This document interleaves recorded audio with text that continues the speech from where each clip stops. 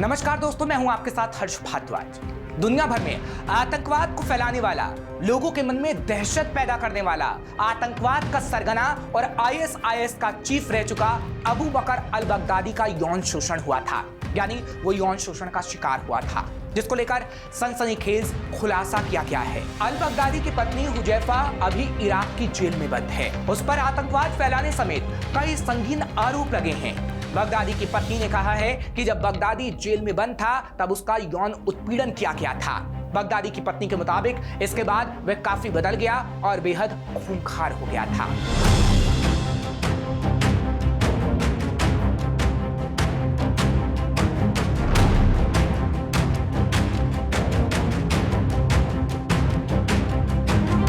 हुजैफा ने एक इंटरव्यू में बताया कि अबू बकर बहुत ही क्रूर आदमी था। उसने न सिर्फ लोगों को मौत के घाट उतारा बल्कि महिलाओं के ऊपर भी उसने कई अत्याचार किए। उसकी बीवी ने खुलासा किया कि जब वो अमेरिका की जेल में बंद था तब उसके साथ यौन शोषण होता था। जब इस बारे में अमेरिका से जानकारी मांगी गई तो उसकी तरफ से कोई जवाब नहीं दिया गया। इराकी जेल में बंद अबू बकर अल बगदादी की पत्नी ने कहा कि उसकी बगदादी से शादी तब हुई थी जब सीरिया और इराक के बड़े हिस्से पर आईएसआईएस का कब्जा हो चुका था और उस समय बगदादी ही आईएसआईएस का चीफ था। बगदादी की पहली पत्नी हुजैफा ने कहा कि अल बगदादी 2004 के बाद काफी बदल गया था।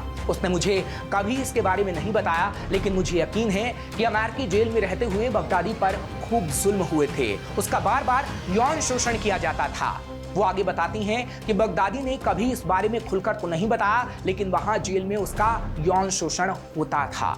इतना ही नहीं, जेल में उसकी खूब पिटाई की जाती थी, उसे तरह तरह की यातनाएं दी जाती थी। दरअसल बगदादी की पत्नी पर बगदादी का हर गुनाह में साथ देने और लड़कियों को सेक्स स्लेव बनाने का आरोप लगा है। रिपोर्ट के मुताबिक बगदादी और उसके आईएसआईएस आतंकियों पर लड़कियों का अपहरण करने और उसे सेक्स स्लेव बनाकर बेचे जाने के गंभीर आरोप लगे हैं। इस काम में हुजैफा पर भी बगदादी के गलत काम में साथ देने का आरोप है। यहाँ आपको बता देते हैं कि दुनिया में आतंकवाद फैलाने वाले खूंखार आईएसआईएस के चीफ अबू बकर अल बगदादी को अक्टूबर 2019 में अमेरिकी सैनिकों ने एक ऑपरेशन में मार गिराया था। वैसे बगदादी दुनिया का काफी नुकसान कर गया है। उसने आतंकवाद की एक ग्लोबल चेन बनाई, इंटरनेट को अपने टेरर के विस्तार का जरिया बनाया, दुनिया के कई देशों में आतंकवाद एक्सपोर्ट किया, हजारों युवाओं का ब्रेन वॉश करके उन्हें आतंकवादी बनाया, हजारों लोग मारे गए उसी की वजह से। और उसने दुनिया भर के निर्दोष मुसलमानों को मुसीबत में डाला, जो बस इसलिए निशाना बनाए जाते थे कि बगदादी का और उनका मजहब एक है। जबकि बगदादी और उसके आईएसआईएस के हाथों मारे जाने वाले, बर्बाद होने वालों में सबसे ज्यादा तादाद मुसलमानों की ही है।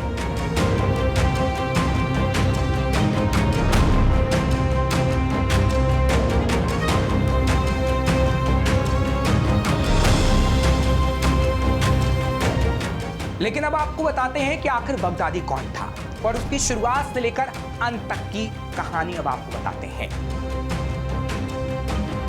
भारत से उत्तर पश्चिम की तरफ अरब सागर के पार मध्य पूर्व एशिया में बसा है इराक, ईरान, सऊदी, सीरिया, इन सब के बीच मध्य इराक में एक जिला है सामरा। यहीं पर एक गांव है अल जल्ला, जहां का रहने वाला था बगदादी। पैदाइश का साल था 1971। पिता भेड़ बेचकर घर चलाते, बच्चों को कुरान भी पढ़ाते।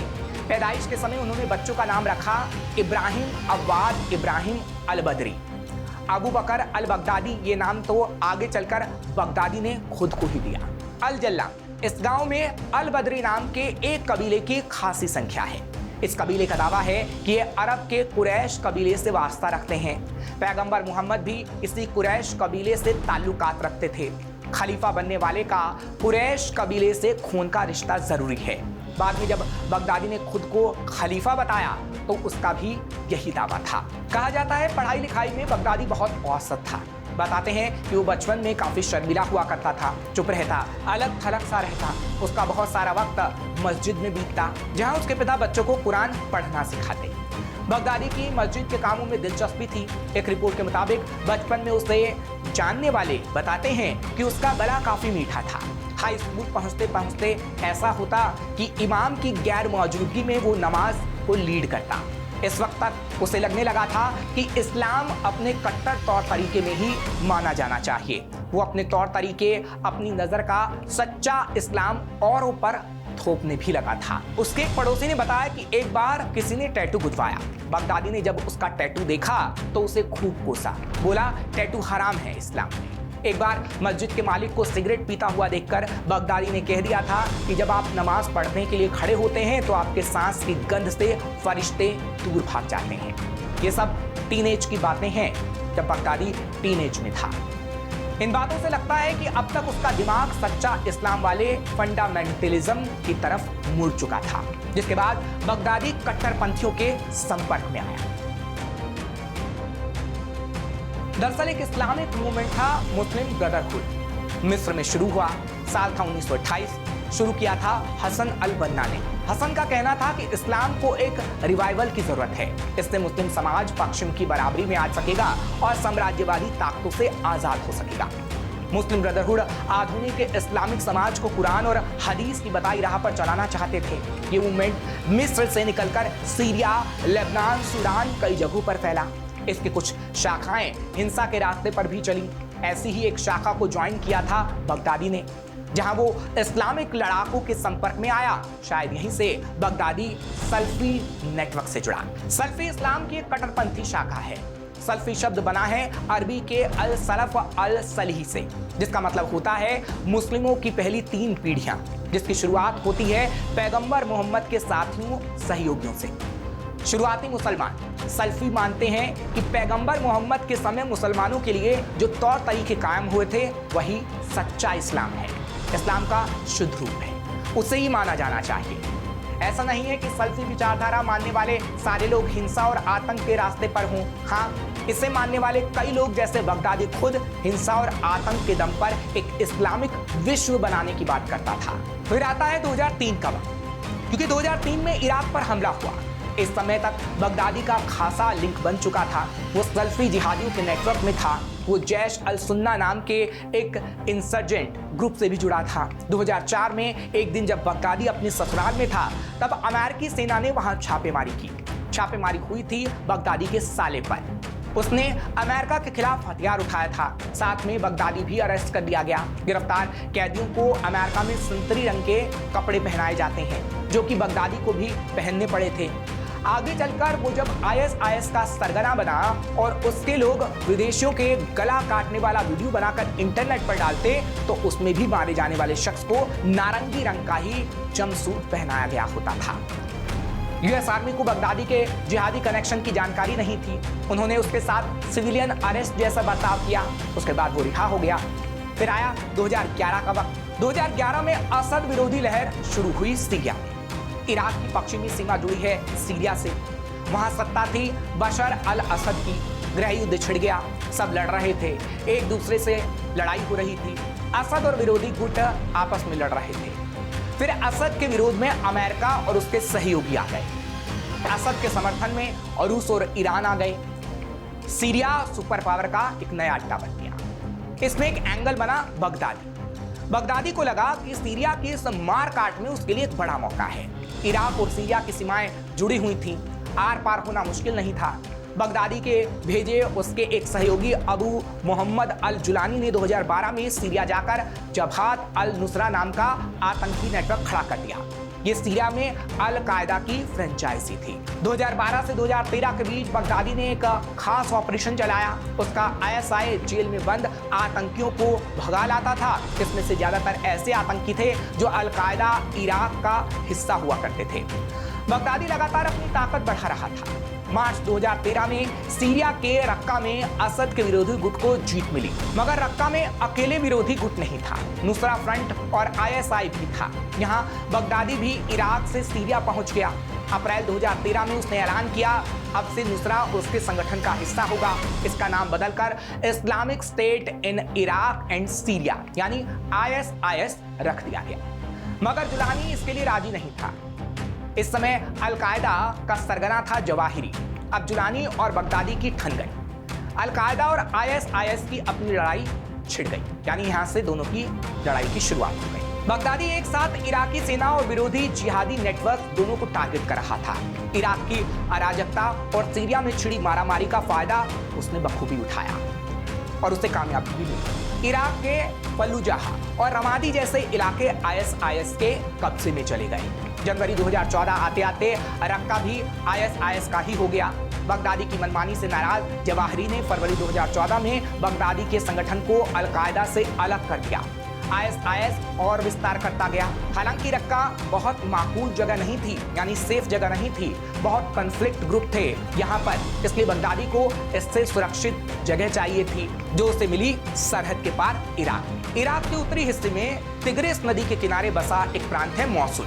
जून 2014 बगदादी के करीब 700 लड़ाके ट्रकों में भरकर मौसूल की तरफ रवाना किए गए। वहां इराकी सेना की 5 डिवीजन तैनात थी। आतंकियों का सामना करने की जगह वो सिर पर पांव रखकर भाग गए और इस तरह मौसूल और वहां रहने वाले तकरीबन 14 लाख की आबादी बगदादी की गुलाम बन गई। यही मौसूल की अल नूरी मस्जिद में बगदादी ने ऐलान किया कि वो दुनिया भर के मुसलमानों का नया खलीफा है। मौसूल उसकी राजधानी है। अगर आपने बगदादी की तस्वीर देखी हो तो संभावना यही है कि आपने उसी दिन वाली उसकी तस्वीरें देखी होंगी। इसके बाद बगदादी और उसके ISIS को दुनिया जानने लग गई। ISIS का काला झंडा आतंक का पर्यायवाची बन गया। पूरब में निनवा के मैदानों से उत्तर में सिंजर की पहाड़ियों तक, दक्षिण में सीरिया के देर अल जार के आइल फील्ड से पलमायरा तक ISIS ने साम्राज्य खड़ा कर दिया। 22 सितंबर 2014 ISIS के प्रवक्ता अबू मोहम्मद अल अदनानी ने अमेरिका और फ्रांस जैसे मुल्कों के नागरिकों पर हमले की अपील जारी की और इसके एक दिन बाद अमेरिका ने सीरिया में ISIS पर हवाई हमला किया। इसके बाद ISIS का डाउनफॉल शुरू हो गया। उसका आखिरी स्ट्रॉन्ग होल्ड बचा मौसूल। यहाँ ISIS को हराने के लिए जंग शुरू हुई अक्टूबर 2016 में, जब अमेरिका ने आसमानी हमला किया। लेकिन ISIS मौसूल के हजारों लोगों को अपनी ढाल बनाकर उन्हें इस्तेमाल करने लगा। जो भागने की कोशिश करते उन्हें मार दिया जाता। बहुत मुश्किल थी ये जंग, हजारों जाने गई। आखिरकार 9 जुलाई 2017 को इराक के PM हैदर अल अब्दी ने ऐलान किया कि मौसूल को ISIS से आजाद करा लिया गया है। मगर बगदादी हाथ नहीं आया था, वो मौसूल से भाग चुका था। दुनिया के अलग अलग हिस्सों में भी ISIS को तगड़ी चोट मिल रही थी। उसके हजारों आतंकी मारे गए, बड़े बड़े कमांडर मारे गए। मगर इराक सीरिया से तरबितर हुए उसके आतंकी दुनिया के कई हिस्सों में फैल गए, नए बेस बनाए गए। लंबे समय तक बचने के बाद 2019 में बगदादी के मारे जाने की पुष्टि हुई। वो अपने पीछे हजारों प्रशिक्षित आतंकी छोड़ गया, क्योंकि एक आतंकी संगठन, एक आतंकी सरगना के मारे जाने से आतंकवाद खत्म नहीं होता। उसके आतंकी अलग अलग जगहों पर फैल जाते हैं, अपने लिए पनाहगाह खोज लेते हैं, नए संगठन बना लेते हैं और इस तरह आतंक का नेटवर्क फैलता जाता है। ISIS के पांव जमाने के लिए इराक और सीरिया में बेहद उपजाऊ जमीन थी। गृह युद्ध, कमजोर सरकार, अराजकता, सांप्रदायिक नफरत, सेक्टेरियन डिवाइड, करप्ट सिस्टम, बेरोजगारी, ये सारे तत्व दुनिया के कई हिस्सों में मौजूद हैं। ऊपर से ISIS ने सोशल मीडिया को अपना हथियार बनाकर इसके सहारे खुद का नेटवर्क इतना ग्लोबल बनाकर आतंकियों के सामने एक सक्सेस स्टोरी रख दी। सोशल मीडिया कंपनियों को अपना सिस्टम दुरुस्त करना होगा ताकि टेरर ऑर्गेनाइजेशन रिक्रूटमेंट के लिए, अपनी आतंकी विचारधारा फैलाने के लिए और लोगों का ब्रेन वॉश करने के लिए सोशल मीडिया का इस्तेमाल ना किया जा सके।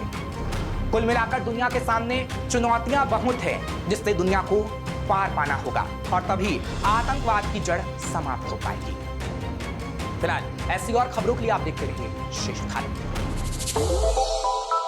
श्रेष्ठ भारत पर खबरों से जुड़े रहने के लिए चैनल को सब्सक्राइब और लाइक करें, बेल आइकन दबाएं और देखते रहें श्रेष्ठ भारत।